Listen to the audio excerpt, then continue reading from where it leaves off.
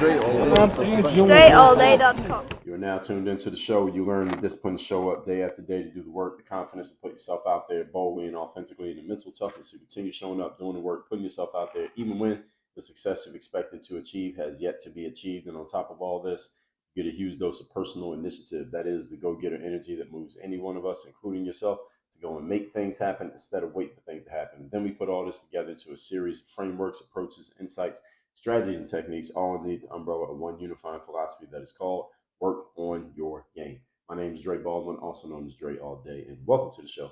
And today's topic is the most important habit changes. And this goes right along what we were talking about in yesterday's episode. But before we get any more into that, let me tell everybody I send out a text message every day called the Daily Motivation. I send out one every week called the Monday Motivation, and they both do the same thing. They will both have you focused, sharp, and on point to start their respective time frame. So the Monday motivation is for the week, daily motivation is for the day. I want you to get both messages. So all you got to do is text me. It's free to join my text community. My number is 305-384-6894. Down below in the description, wherever you are listening to or watching this. Secondly, Work on Your Game University.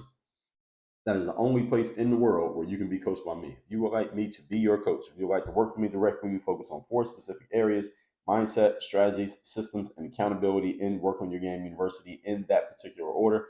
Mindset is the foundation of every single change, every single upgrade, every single move that any human being makes. If it does not happen in your mind, it will not happen in your life. We start with the mindset, then we go to the game plan, which is the strategy. Then we go to the mechanism that makes the game plan work over and over again. That's called a system.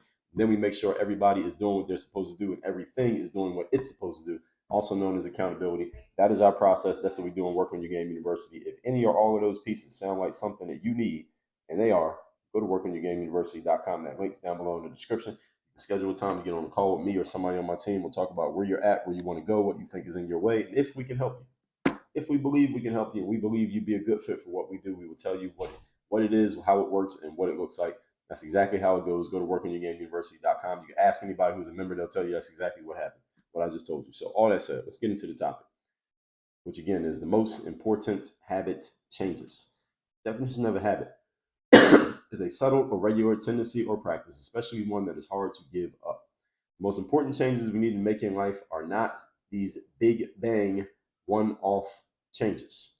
They are habitual changes, changes to things that we do on a consistent basis. So while yesterday I was talking about the big domino, which some people could look at as a big bang thing, it is not necessarily, because knocking over a big domino means, again, a shift in your mode of operation. So if you make a big shift in your mode of operation, that means knocking out these 17 things you always did and replacing them with 3 new things that you never did. Now that's the shift. That's a habitual change. You knocked out some old habits and you inserted or implemented some new habits. So it is not a big domino does not necessarily mean doing something one time. So just to make sure I'm clarifying that. So the big changes that you're going to make in life, the big shifts in your life, are a result of habitual changes. Again, changing what you do consistently.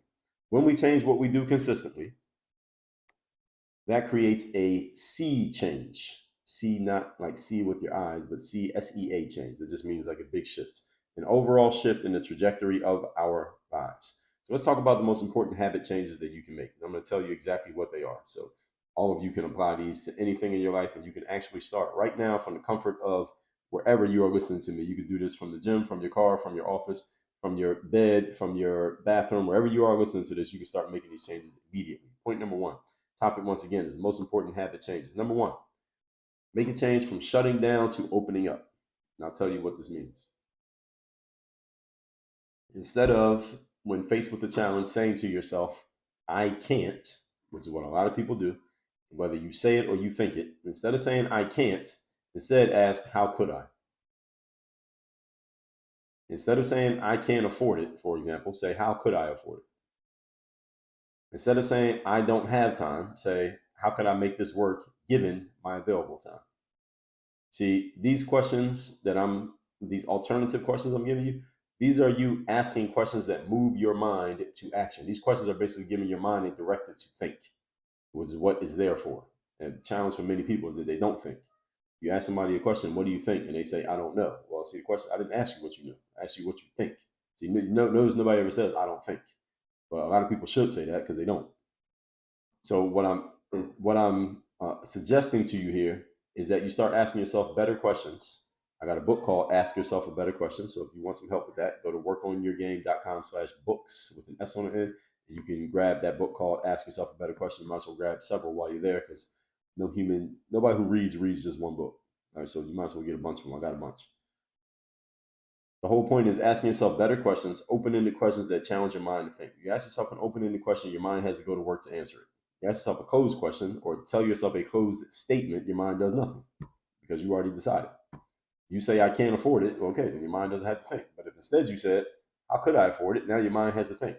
You want to give your mind a job. All right, it does not need a break. All right, it doesn't go on sabbatical. All right, your mind will do what you tell it to do, but you got to give it work.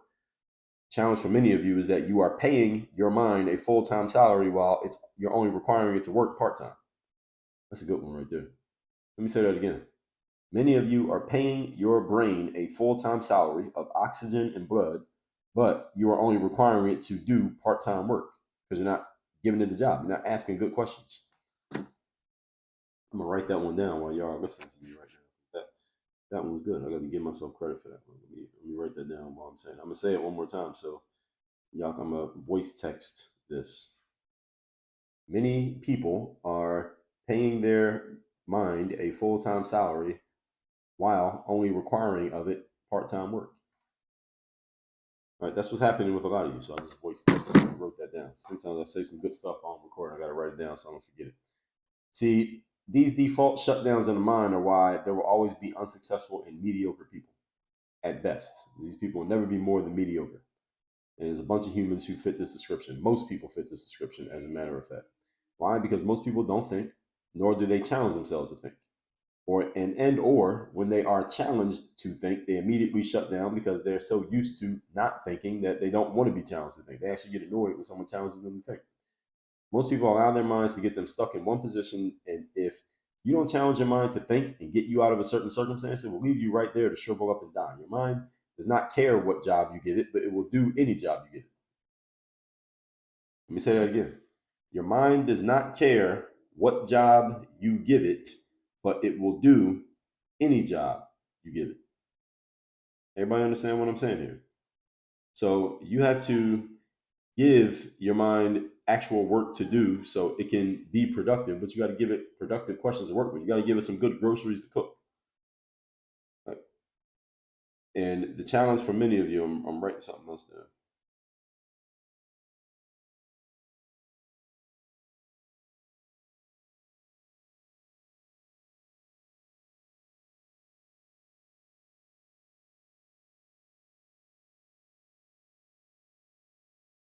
Okay, got it. When you allow your excuse me, you allow your mind to get stuck in one certain position, it will leave you right there and is not going to create the initiative for you. You have to create the initiative with your conscious thinking. Then you tell your mind what to do with it. Remember what we talked about in the episode on the art of conversation? The key to conversation is asking open-ended questions. Understand the conversation does not apply just to when you're talking to other humans. That's what that episode was focused on, but it goes further than that. Conversation is also about the conversation you're having with yourself.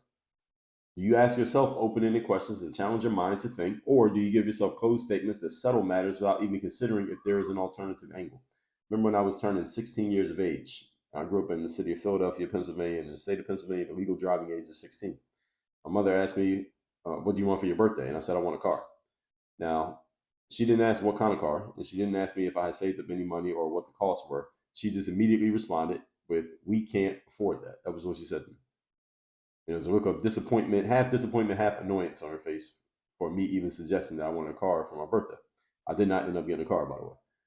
And I'm bringing that up, and I wrote about this in my book called The Seller's Mindset. If you don't have that, go to workonyourgame.com/books. You can get my book, The Seller's Mindset. But in that book, I told that story at the beginning of the book because that mindset shuts the mind down. And in whatever areas of life that you continually shut your mind down, you will probably be mediocre or average or worse. If you continually shut your mind down when it comes to finances, you will probably be mediocre or worse at your finances. You do it with your health, same thing. Do it with your happiness, same thing. Do it with your mental toughness, same thing. Any area in which you continually shut your mind down without challenging it to think, it will produce mediocre at best results. The best you can hope for is mediocrity. Well, mom should have said to me, What I would say to my child, if he comes to me and says, I want a car for my birthday, I would say, oh, well, what kind of car? How much does it cost? Who's going to pay for it? All right, how much do you have saved up for it? Who's going to take care of the maintenance? Who's going to put gas in it? Who's going to pay for the insurance? And where are we going to park this car? All right, depending on where we live. Because where I live, you got to pay to park a car. But the whole thing is, I would ask some open-ended questions that would challenge him to think, because he's the one who wants the car. I would challenge him to think about it. I ain't thinking about it. I would challenge him to think about it, and I would tell him, come back to me with answers to every question that I gave you, and let's see if we can work it out. That's what I would say to him. Was what I wish my mom had said to me, but she didn't say that. I told you what she said to me. It's the same thing that many of you say to yourselves. Are you asking yourself open-ended questions that move you to actually think, or do you close things off by not thinking? Remember that all thinking is a question and answer session that you're having with yourself. That's all thinking is. You ask yourself a question, you answer it. You ask yourself a question, you answer it. And if you give yourself poor questions, you will get poor answers. And this is what leads to negative, useless, mediocre at best thought processes. And remember what I tell you here at Work on Your Game. We know this to be true. Foundation of all success and all failure is what? The way that you think, mindset, what is going on in your head. Therefore, if you are asking yourself garbage questions, that is the root of why your results look like your questions sound. Everybody catch what I just said there? Rewind that if you didn't. Point number 2. Today's topic, once again, is the most important habit changes you can make. Number 2, slowness and procrastination. Change those to speed and immediacy. In the episode where I talked about how to get more life out of your life, which I believe was episode number 2546, but let me verify. No, that was not it. Actually, 2546 was at your own pace is too damn slow, but that actually is a good reference to this one anyway. Getting more life out of your life is episode number 2648. How to get more life out of your life. In that episode, I told you that many people need to change their default setting from slow and later to now and fast. Most people are simply too slow. Many of you are too slow. And you put too much delay in your behaviors. There's too much delay in between actions. You think about something, you say you're going to do something, and then it's this long delay before you actually do it. You need to eliminate that delay. You can simply adopt the mindset of doing things immediately and doing them fast and moving with a sense of urgency. You will effectively make time slow down relative to your experience of time. So yes, time moves at the same pace for everybody, right? So as of right now, as I'm recording, I can see that I've been, since I actually started the recording, 12 minutes and 53 seconds have elapsed. So that amount of time has elapsed for anyone if they are listening to this on 1x speed at this point. I mean, not counting the ads and the extra stuff that we put in here and all of that. So yes, time does have a uniform pace that applies to everybody. That's the basic experience of time. But then there's another experience, the relative experience of time. The relative experience of time is based on the actions that we take and the way that we think and the way that we behave. When you move faster, with more urgency and with less delay, and you do things now, and you keep yourself moving, and you move with urgency and speed, you actually make time slow down effectively in your experience, your personal experience of time. It slows down because of the way that you're moving. It slows down relative to your experience, and with that faster movement, you now give yourself more life to live because you get more things done. You're allowed to experience more experiences, and in your window of time, you live a lot more life than someone else. So that means if you were to live to 100 years old and someone else was to live to 100 years old, they do things slow and later, and you do things now and fast, you will live basically double the amount of life that they do, even though you both get the exact same amount of time. Everybody understand what I'm saying here? This is what happens when you move faster. You actually make time slow down. So any of you who's an athlete or you're into sports, or maybe you've heard an entertainer or performer say something like this. When people talk about getting into a flow state, and this happens actually with anybody, any kind of work, you can get into that flow state, or what athletes sometimes call the zone. What does that mean? What happens is we're doing things in a way that we don't even have to think about what we're doing, and the experience of time for us slows down considerably, even though we're usually moving pretty fast. And it seems like everybody else is moving slower than us because we're in this again, this flow state where we don't even realize we don't even have to think about what we're doing, but we're doing it in a way that it just flows naturally through us. If you live in the flow state at all times, you would feel like you're living 10 lives all at once. You're getting 10 times more life out of your life than the average person who's not in that flow state, just because of the way that you're moving, because of the sense of urgency and the speed at which you not only think, that you make decisions. And at that point, usually your conscious mind can turn off. Your subconscious takes over. You're making decisions instinctively, and you do things, and it just flows naturally through you. It's almost like you're doing it without doing it. And there's a whole concept, I believe it's Japanese, it might be Chinese. It's called Wei Wu Wei, do without doing. And I may not be pronouncing it the right way, but I remember reading this. It was a basketball ad that I saw years back. This is way like before social media. And it was, the concept is all based on do without doing, which is exactly what you need to do when you're playing something like a sport at a high level, because you don't have time to constantly think about what to do. And if you're thinking about it, you're probably losing by that point, because your opponent has already done something before you decided what you were going to do. So this whole point is moving faster in life and getting yourself into those flow states, which is all based on doing things you know how to do, putting in the prep work, doing your homework, and moving with a sense of urgency. That's how you get into the flow state, having a sense of urgency, enjoying what you're doing something you're actually good at, which is based on your practice and preparation. That's how you can get into that state, and you are doing things without even trying to do them. This is how you can live more lives. If you want to live 2 lives at once, you got to move faster. Simple as that. Most people want to live more life, and most people, when close to death, usually don't want to die. They usually have things they wish they did that they had not done. Maybe they can't do it at that moment, but they wish they had did it 10, 20, 30, 40 years ago. You want to afford yourself more life to live, you need to move faster so you can slow time down, again, relatively speaking, and give yourself more life. The way you can head off the deathbed regrets of what you did not do is to move with more urgency. Any of you who wants to not have regrets when you die is move with more urgency. And I gotta write something else down.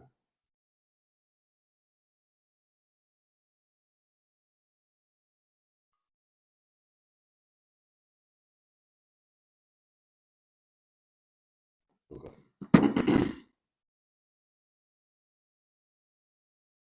When you move with more urgency, you get more done in the limited time that you have remaining here on this planet. And everybody understands that your time ain't forever, right? Okay, so the best way to get over procrastination, those of you who are procrastinators, and habits of slowness, many of you have habits of slowness and don't even realize it. Most of you who procrastinate, you admit it. A lot of people, I get texts every day from people telling me their biggest challenge is procrastination and not getting stuff done they're supposed to get done. Most good thing about procrastinators, most of you know you're a procrastinator, but those of you who have habits of moving too slow, most of you don't know it because you think the way you move is normal. Normal is usually slow. Let me say that again. Moving at a normal speed is slow. Most of you are too damn slow. I see some of the stuff that some of you do. I see the timelines that some of you give yourself. I see how long some of you are taking to get certain things done, like launching your podcast, putting your course out, making your webpage, writing your book. What are some other things people tell me? Let's just stick with those. Some of you give yourself way too much time to get things done. This is a habit of slowness. And this is the reason why you need a coach. So the coach can tell you, wait, you're going to take how long to write that book? No, you don't got 6 months. You got a month. You got 3 weeks. Get the manuscript written. Then we'll work on the editing. Then we'll get the packaging. Then we'll get the cover out. Then we'll get the landing page out. Then you're going to put this out, and I'm going to tell you exactly how to do it. We're going to do all that in the next 6 weeks. Not 6 months, 6 weeks. Many of you have habits of slowness that are literally killing you, because the longer it takes you to get something done, the closer you are to life killing you. You actually literally dying. You're killing yourself with your own habits. So you need to create structures and systems that prevent procrastination and slowness from planting seeds in your environment. And if you don't create the structures and systems, actually, I shouldn't even say you create them. You need to plug into structures and systems, because that's a bad choice of words for me to say create, because that's me giving you more work to do something that clearly you don't know how to do. Because if you know how to do it, you wouldn't have the habit of slowness in the first place. So what you need to do is plug into someone who already has a structure and system of getting you out of that slowness habit so you can stop making this mistake. This is what we call who, not how. Who, not how means finding someone who's better than you at something and plugging into their thing instead of you trying to figure it all out by yourself, because you were taught when you were 5 years old that doing all the hard work on your own was some type of virtue. No, it's not. It's actually a bad habit that is killing you. That's what it actually is.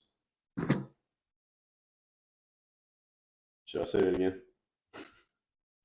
Doing everything on your own is not a virtue. It's a bad habit that's killing you.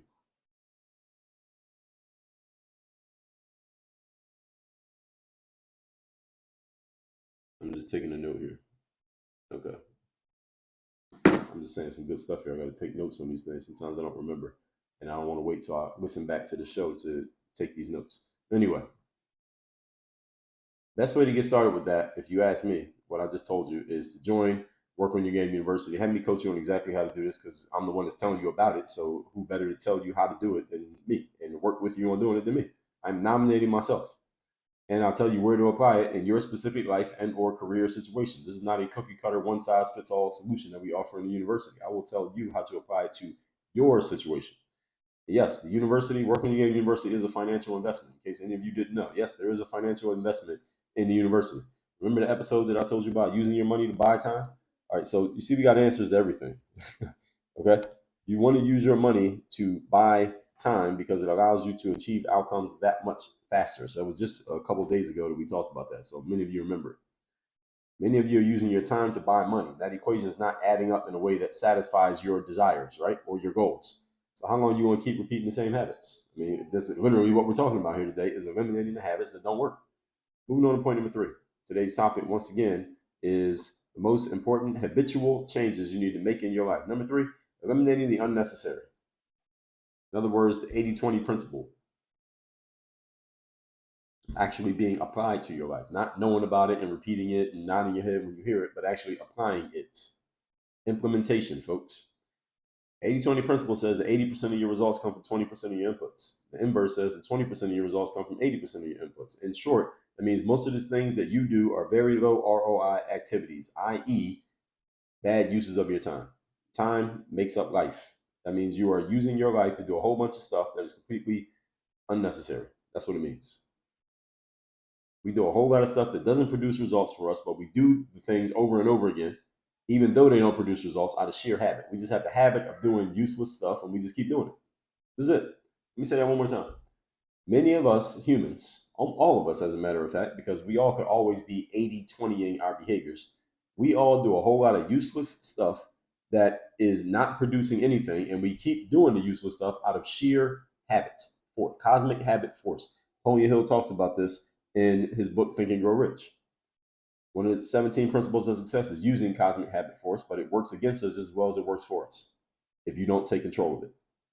Challenge for you then is to start to identify the habitual things that you do that are not making a difference in your life, i.e., moving you forward towards your goals. That's how you know whether it's making a difference in life. Is it getting you closer to the goal or is it not? It should be a clear black and white, yes or no binary answer. And then systematically eliminating the things that are not measuring up. Systematically eliminating the things that are not measuring up. Not telling yourself, I need to change this. Not telling yourself, I know I keep doing that. Ha ha, I'm going to keep doing it. No, systematically eliminating those things. This is why you need a coach. I'm telling you that you need a coach for these things because a coach will push you to do stuff that you will never push yourself to do. And many of you have been telling yourself for the last 5 years that I need to do X, Y, Z and not done it. This is the reason why you need a coach.